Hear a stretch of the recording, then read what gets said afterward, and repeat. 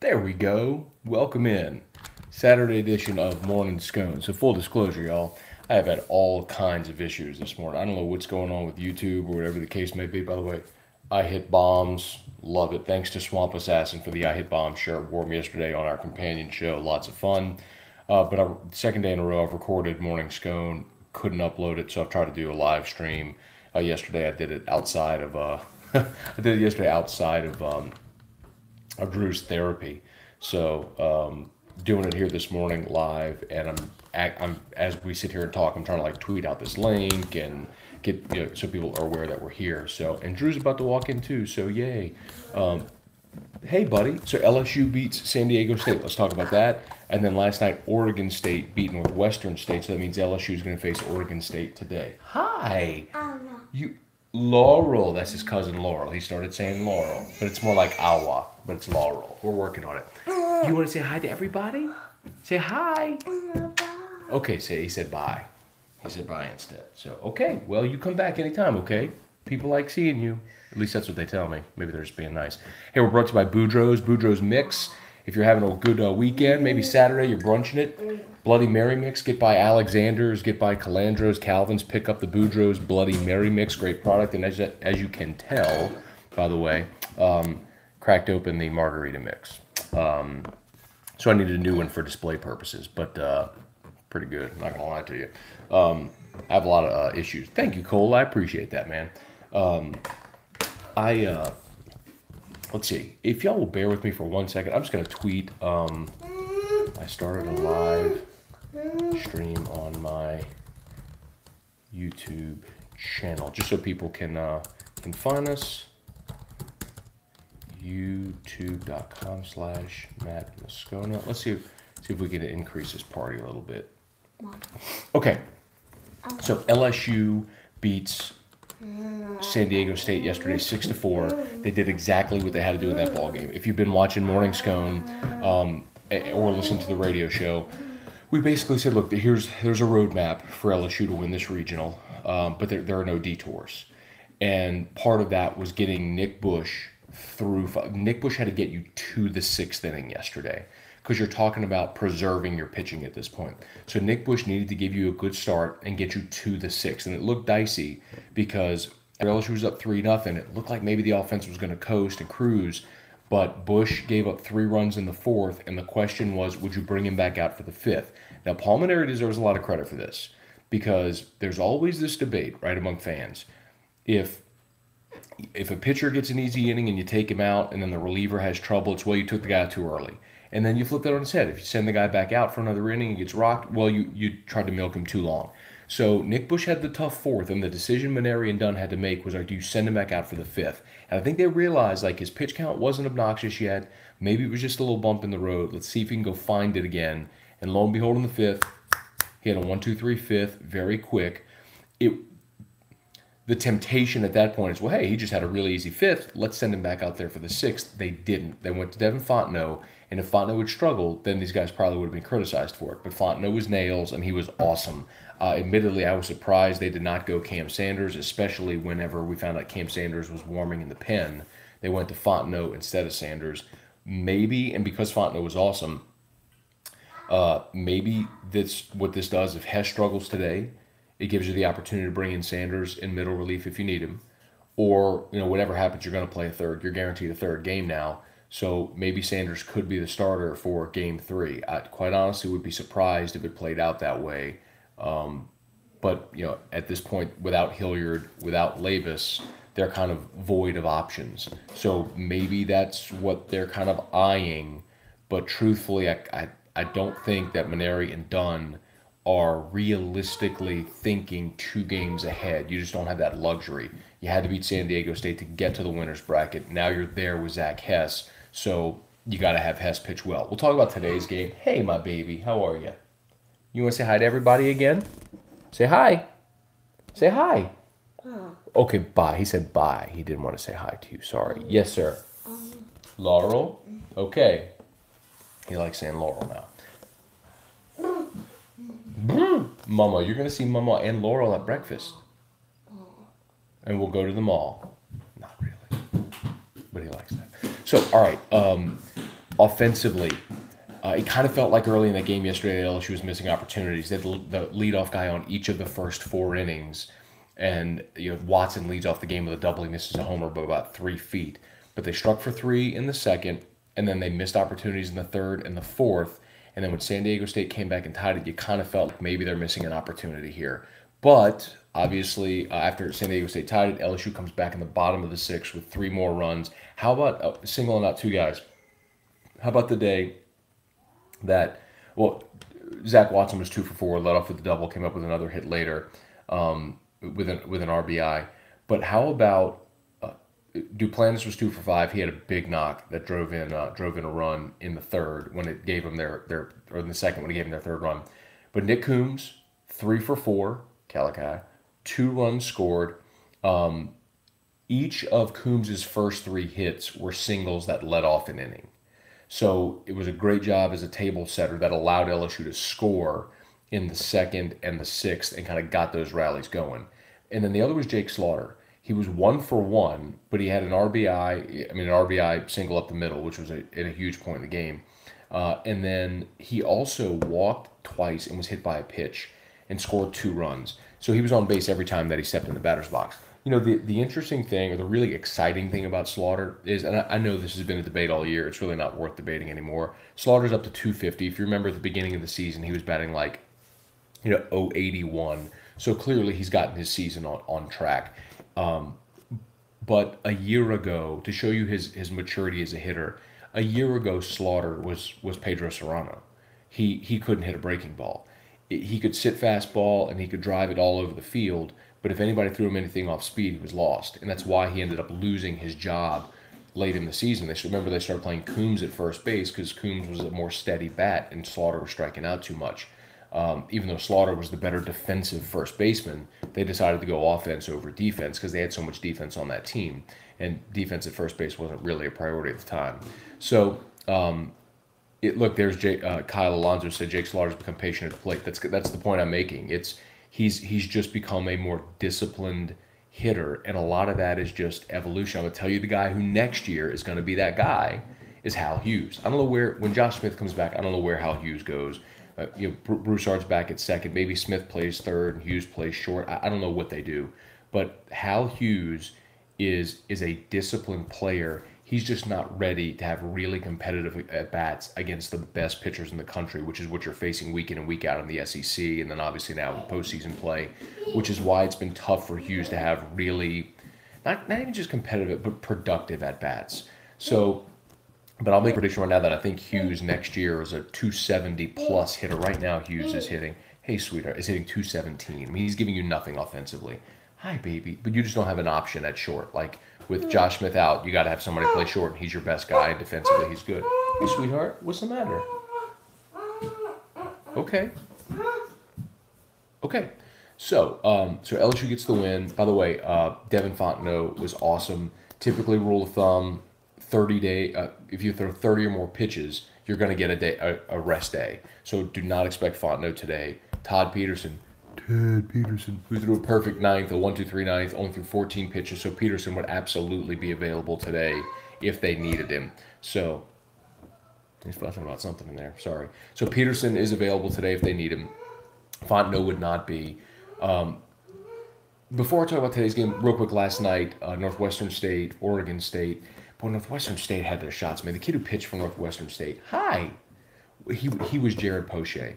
Lefty, fastball 88, even built like Poche. Competitor, good breaking ball. And he really gave Northwestern State a shot. When that game started to turn, Northwestern State had a shot in the third to get out of it. And they had 2 guys on. They had a bloop single and then a ground ball to the right side with 2 outs. And second baseman gloves it. He tosses it to the first baseman. First baseman drops it. Next guy up is Nick Madrigal, and he hits a base hit through the left side, 2-run score. So it was like that. They had their opportunities, man.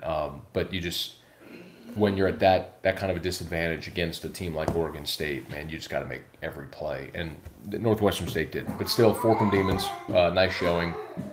I'll be pulling hard for them today against San Diego State, see if they can win a game in advance in the regional. I'm trying to think if there's anything else I want to talk about with the San Diego State game from last night. got the guy Erickson, the lefty that threw 82 miles an hour. It was just absurd. And you see some of those guys like typically in the 1-4 games and regionals. You don't typically see it like that in the 2-3 game. But that guy, as Terrio said all throughout the show yesterday, he's throwing below game speed when he's topping out at 82. It's hard to time him up, and LSU struggled with it, but eventually they ended up getting to him there in the sixth whenever they put 3 runs on the board. 2 runs on 3 hits against Erickson, then they added a run against Logan Boyer, the big hulking guy, number 15 that pitched late in the game. All right, so LSU will play Oregon State tonight, and this is just such an interesting one because you're going to face Luke Heimlich. We all know his backstory at this point, but with Heimlich, he's a dude. Like, let me read for you his line on the season, Luke Heimlich. He is 14-1. Thank you. 2.49 ERA, which is a little more swollen than it was a year ago when his ERA was in the ones. 139 strikeouts to 21 walks in 104 innings pitched. So 139 strikeouts and 104 innings pitched. He's a dude. I mean, flat out. He's a top half of round 1 guy, but for his off-the-field issues. So,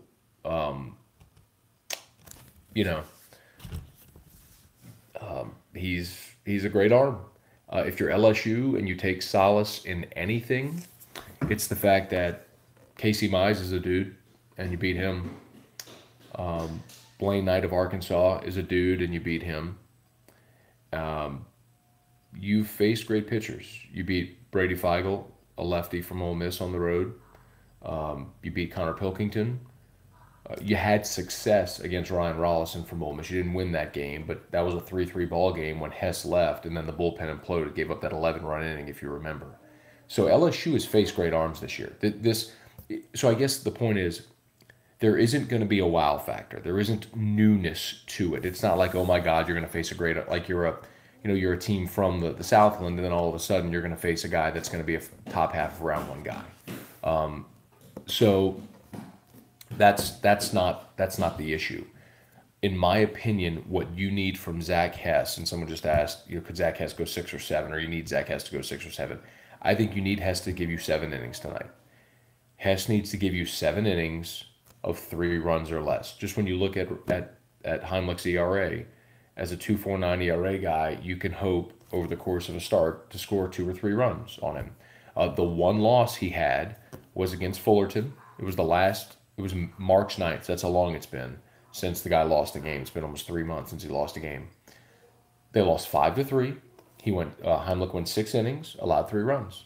So that's kind of your opportunity, is have Hess hold down a lineup which is 3rd in the country in batting average. If Zach Hess can hold down Fullerton or Oregon State's lineup, and you can scratch across 3 runs against this guy and hope that you win it against the bullpen, which is what Fullerton did whenever they beat Luke Heimlich back in March. So, I mean, look, it's doable. I'll point to the Ole Miss game again with Ryan Rollison. And what happened in that game was, Zach Hess left. It was 3-3, and the bullpen fell apart. Can you scratch across 3 runs against Luke Heimlich and hope that Zach Hess gets you into the 7th inning, and then piece together the bullpen however you do? Fontenot's not going to be available today, but could you give the ball to Sanders or give it to? I think what you'd probably do is go to Todd Peterson for a 6-out save. I think that's what you'd have to do if you're Paul Maneri now and done. Now, someone just asked, this was from Meridak, who said, I hope I said that right, Meridak Baraki. Matt, let's just say LSU wins today. Is Cam Sanders your starter tomorrow? It depends if he pitches today. Coming into this regional, I think his show ended. Hey, Drew, come see, bub. Coming into the regional, my thought was Sanders would have been first out of the pen yesterday. They went to Fontenot instead. So maybe they're thinking toward. Hang on 1 second. Y'all do me a favor. Just hang on 1 second. Hey, baby. Do you need more Mickey Mouse? Come on, let's go see. Let's go see. Come on.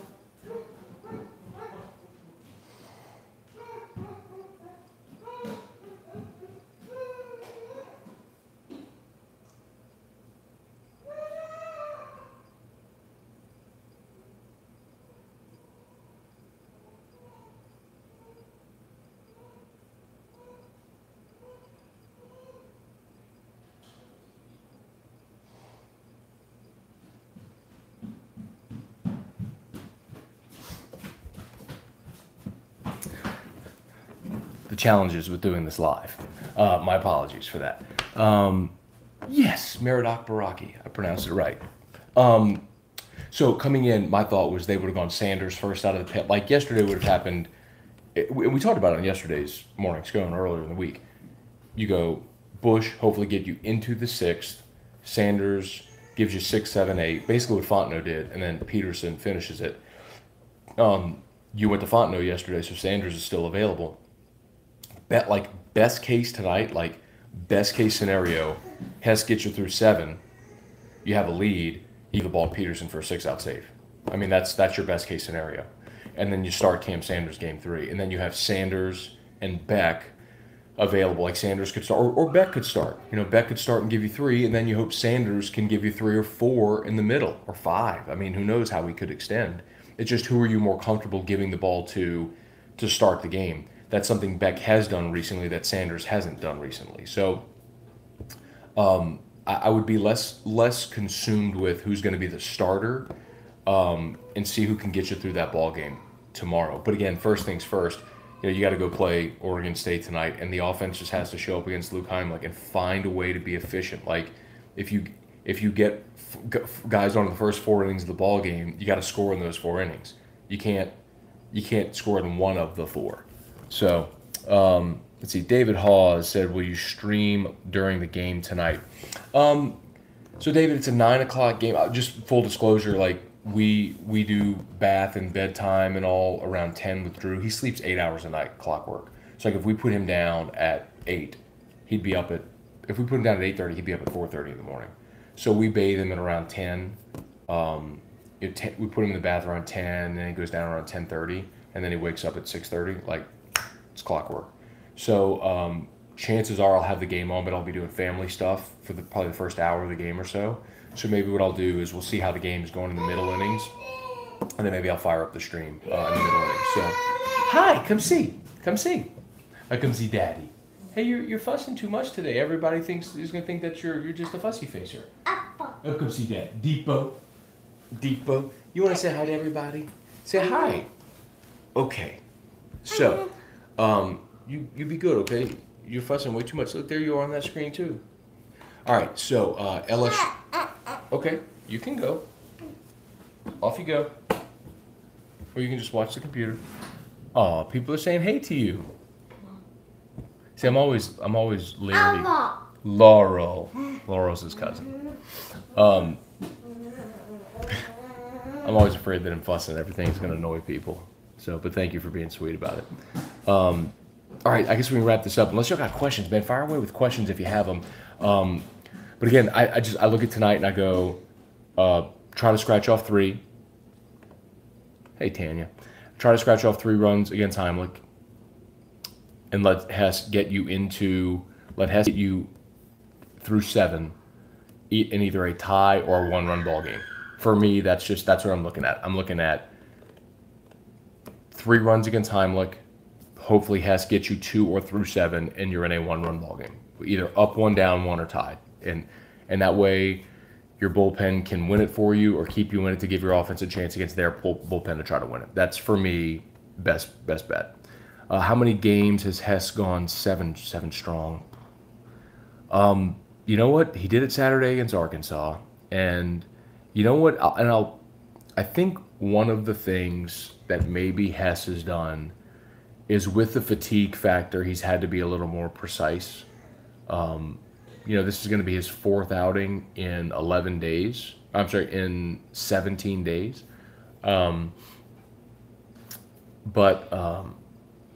He's going to be on a full week's rest. So he pitched last Saturday, so he's on full rest this week. So let's see how he does. And the other thing has been he dominated Oregon State last year. Remember, he closed each of the 2 wins against Oregon State last year when they beat him back-to-back days on a Friday and a Saturday. He closed both those games. Now, he's a different pitcher last year than he is right now as a starter. Ooh. But these guys have seen Hess, and he dominated him with his slider. So let's see if he can go beyond and be precise. As far as 7 innings strong, Arkansas, I'm trying to think back. He did not against Auburn. He was good against Bama. He kind of flip-flopped. He was good against Ole Miss. He He gave him a chance. He just kept giving him a chance. It was clear in the first month of SEC play, he was phenomenal. He looked like an ace. He had a ERA right at or just below 2, and then after the first month of conference play, the schedule really toughened when they had to play at South Carolina and at Ole Miss, and they had Arkansas. They just had tougher series, and you saw that ERA swelled around 4 or 5. And, it was just kind of the way it went for Zach Hess. But I think what was really encouraging was last Saturday how well he pitched. So and the other thing about it is I don't care how many times he's done it, he just has to do it this time. I mean, he just has to, for you to have a chance. I mean, if the other option is if Hess struggles early, you hand the ball to Cam Sanders and let him try to give you 4 or 5 innings of shutout ball like he did last week against Florida. Let's see. Do you think they move Bain down in the lineup? Seems to be struggling right now. I don't think so. I think at this point in the season, your lineup's set. Hey, sweetie. Why are we fussing? Do we need to stop? Do we need to stop doing the show? What, sweetheart? Shoe? Hey, we're going to go see Laurel and Momo. Come sit on Daddy's lap. Let's talk to the people. They asked should we move Bain down in the lineup. I don't think you move Bain in the lineup. At this point, I think your lineup is set. It's not to say Maneri won't tinker. I mean, if you remember, hey, you went to go to the mall? At this point, if you remember even on the championship year on the in the Texas series, he put Sean Ochenko in the lineup in that last game, and it paid off. Ochenko had a monster game. So Maneri will tinker. I guess it wouldn't shock me. But I think he also understands, man, baseball is just a game of averages, right? You run your guys out there in the way they are, and you play the averages. The top of the lineup at the end of the SEC tournament was terrible. It was the middle and the bottom of the lineup that was doing really, really well. For LSU yesterday, I mean, you could look at the fact that Coombs struggled so much against Ole Miss. I think he was 0 against Ole Miss in the SEC tournament championship game, and then he was 3 for 4 yesterday. He was your guy. So let's see. Cabrera was 0 for 4 yesterday, but he's been awesome. So you're not. I think the lineup's set. So all right, y'all. Let's wrap this up so I can get him ready for his day. So like I mentioned, I recorded an episode earlier and it wouldn't publish to YouTube. I don't know what's going on with YouTube with all that, but nonetheless, thanks again, Swamp Assassins or Swamp Assassin. I keep saying it wrong.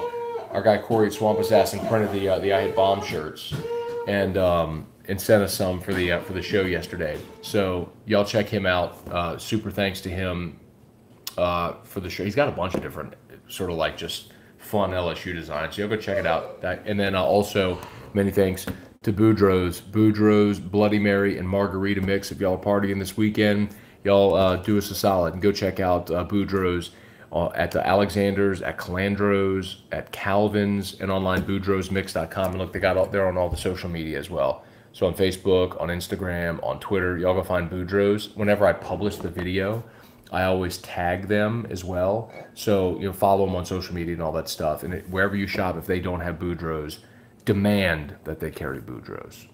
All right, y'all have a great day. Hey, we'll try to hook up a live stream at some point during the game tonight. I don't know if it'll be here or on Facebook. Either way, just follow me on social media, and you'll know where it is if we're talking about the game. So, Soba at Ichiban is awesome too, by the way. Awesome. Thank you for going to give Ichiban a try. Murdoch, thanks for watching. I appreciate you very much. All right, y'all have a great day, great Saturday. We'll check in with you later.